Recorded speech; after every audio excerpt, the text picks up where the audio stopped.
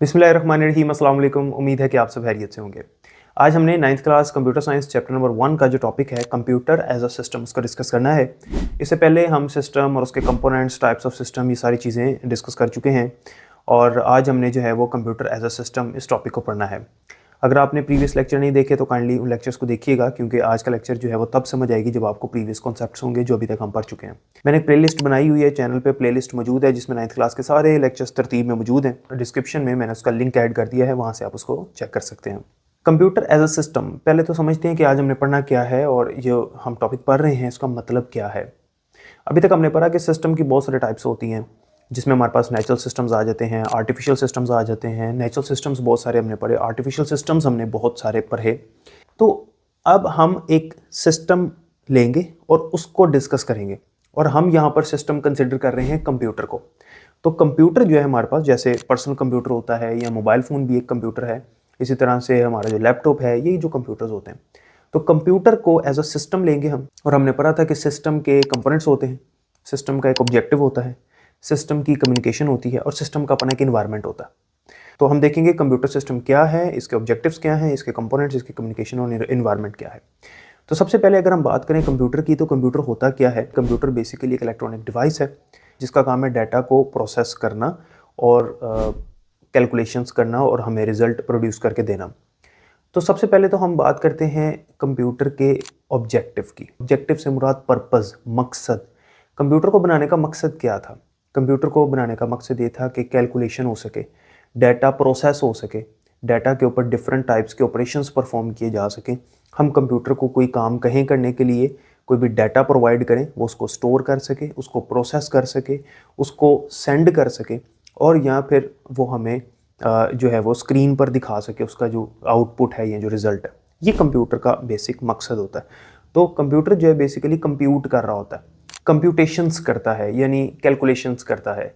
तो ये कंप्यूटर का ऑब्जेक्टिव है, ठीक है। फॉर एग्जांपल एक पर्सनल कंप्यूटर है, उसका क्या ऑब्जेक्टिव होता है कि वो हमसे हमारा डाटा ले और उसको प्रोसेस करे। मिसाल के तौर पे हम मुख्तलिफ़ तरह के सॉफ्टवेयर उसके अंदर इंस्टॉल करते हैं और हम अपनी प्रॉब्लम्स को सॉल्व करवाते हैं। फॉर एग्जांपल अगर फ़ोटो एडिटर का सॉफ्टवेयर है, तो हमारी प्रॉब्लम क्या है, हमारा जो टास्क है जो हमने उसको देना है वो क्या है कि फ़ोटो को एडिट करें।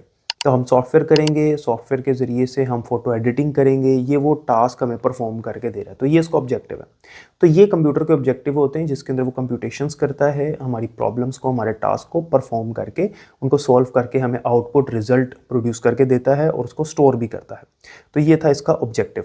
अब बात करते हैं कंप्यूटर के कंपोनेंट्स की। ये जो कंप्यूटर सिस्टम है, इसके जो कंपोनेंट्स हैं, यानी इसके जो अज्जा हैं, इसके पार्ट्स हैं, वो कौन कौन से हैं।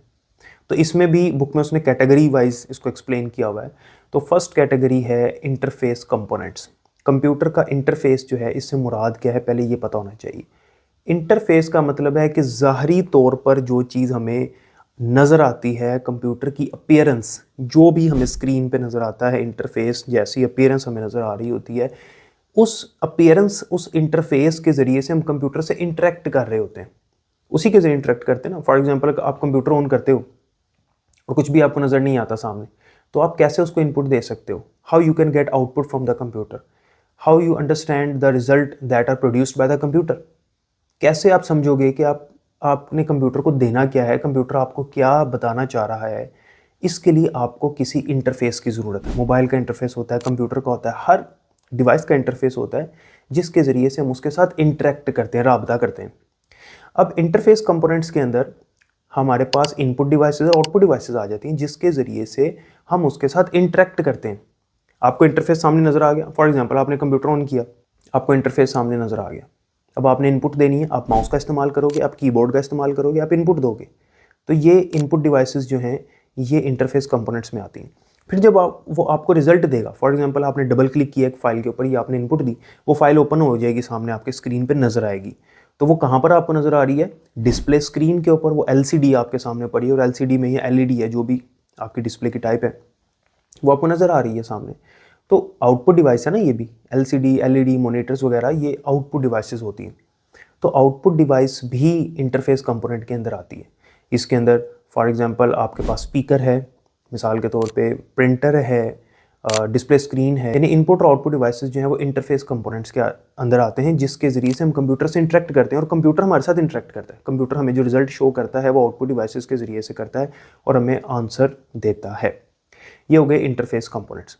उसके बाद आते हैं प्रोसेसिंग कंपोनेंट्स, जो कि प्रोसेसिंग करते हैं, ठीक है, यानी कंप्यूट करते हैं, कंप्यूटेशंस करते हैं वो कंपोनेंट्स जो कि प्रोसेस करते हैं किसी भी चीज़ को। प्रोसेसिंग कंपोनेंट्स में हमारे पास सबसे पहला जो इसका पार्ट है वो है सीपीयू। सीपीयू यानी सेंट्रल प्रोसेसिंग यूनिट। याद रखिएगा, सीपीयू जो है ये माइक्रो प्रोसेसर चिप को कहते हैं। हमारे कंप्यूटर के अंदर एक 1.5 इंच की छोटी सी एक चिप होती है, जिसे हम प्रोसेसर या आमतौर पे माइक्रो प्रोसेसर भी कहते हैं, उसको सीपीयू बोलते हैं। सीपीयू का काम होता है प्रोसेसिंग करना। जो भी हम डाटा उसको प्रोवाइड करते हैं, प्रोसेसर तक जाता है, प्रोसेसर उसकी प्रोसेसिंग करता है और फिर हमें आउटपुट देता है, रिजल्ट्स देता है। तो प्रोसेसिंग कंपोनेंट्स में नंबर 1 पे आता है सीपीयू। नंबर 2 पे है हमारे पास रैम, यानी मेमोरीज। जो कंप्यूटर के अंदर मेमोरी है, इसमें रैम भी आ जाती है और जो दूसरी परमानेंट मेमोरीज हैं वो भी आ जाती हैं। रैम के अंदर वो डाटा स्टोर होता है जो कि सीपीयू जिसको प्रोसेस कर रहा है। जो डाटा सीपीयू के पास अंडर प्रोसेस है वो आर्जी तौर पर, वक्ती तौर पर कुछ देर के लिए टेम्परेरीली रैम के ऊपर स्टोर होता है, रैंडम एक्सेस मेमोरी के ऊपर, ठीक है जी। तो रैम उसको स्टोर भी करती है और समटाइम्स उसको प्रोसेस भी करती है। और एक हमारे पास मेमोरी होती है हार्ड डिस्क या एसएसडी होती है हमारे कंप्यूटर में, एक परमानेंट मेमोरी होती है जहाँ पर डाटा लॉन्ग टर्म तक स्टोर रहता है, जब तक हम चाहते हैं वो स्टोर रहता है। फॉर एग्जांपल मोबाइल की इंटरनल स्टोरेज होती है, कंप्यूटर के अंदर हार्ड डिस्क लगी होती है, हम अपनी फाइलें, इमेजेस, वीडियोज़ वगैरह सेव करते हैं। कंप्यूटर ऑफ करके भी ऑन करें तो वो डाटा हमारा वहीं पर हमें मिलता है। ये जो है ना परमानेंट स्टोरेज डिवाइसेस होती हैं, तो ये भी प्रोसेसिंग कंपोनेंट्स के अंदर आ जाती है। प्रोसेसिंग कंपोनेंट्स में तीसरे नंबर पे हमारे पास जो है वो आता है ऑपरेटिंग सिस्टम। ये एक सॉफ्टवेयर है जो कि हमारे मोबाइल, हमारे कंप्यूटर सिस्टम को, या पीसी है या लैपटॉप है, उसको चलाता है। ऑपरेटिंग सिस्टम के बगैर हमारा कंप्यूटर नहीं चल सकता। जैसे हमारे कंप्यूटर में विंडोज़ हुई होती है, हमारे मोबाइल में एंड्रॉयड होता है, आईफोन में iOS होता है, इसी तरह से जो मैकबुक होती है उसके अंदर आपको पता है मैकिनटोश मैक हुआ होता है, मैक ओएस। तो ये ऑपरेटिंग सिस्टम्स हैं जो कि कंप्यूटर को चलाने में मदद देते हैं, कंप्यूटर को ऑपरेट करते हैं। ऑपरेटिंग सिस्टम, इनके बगैर कंप्यूटर नहीं चल सकता, तो ऑपरेटिंग सिस्टम हर कंप्यूटर में होना ज़रूरी है। तो ये भी इसका प्रोसेसिंग कंपोनेंट है जो कि प्रोसेसिंग कर रहा है। और नंबर 4 पे आता है हमारे पास एप्लीकेशन सॉफ्टवेयर्स। वो सॉफ्टवेयर जो कोई ना कोई टास्क, स्पेसिफिक टास्क परफॉर्म करने के लिए बनाए जाते हैं। जैसे अभी मैंने आपको एग्जांपल दी थी फ़ोटो एडिटर की, वीडियो एडिटर हो सकता है, वर्ड प्रोसेसर हो सकता है, ऐसा सॉफ्टवेयर जिसके अंदर हम डॉक्यूमेंट्स टाइप करते हैं। कंप्यूटर है हमारे पास, लेकिन हमने कोई काम करवाना है उससे, तो हमें सॉफ्टवेयर की ज़रूरत है, एप्लीकेशन प्रोग्राम्स, एप्लीकेशन सॉफ्टवेयर्स की ज़रूरत है। ये सॉफ्टवेयर इंस्टॉल करते हैं, फिर हम इनसे अपना काम लेते हैं। ठीक होगी बात। तो ये हैं प्रोसेसिंग कंपोनेंट्स। उसके बाद अगर हम कंप्यूटर के तीसरे कंपोनेंट की बात करें, तीसरी कैटेगरी की बात करें, तो वो है कम्युनिकेशन कंपोनेंट्स।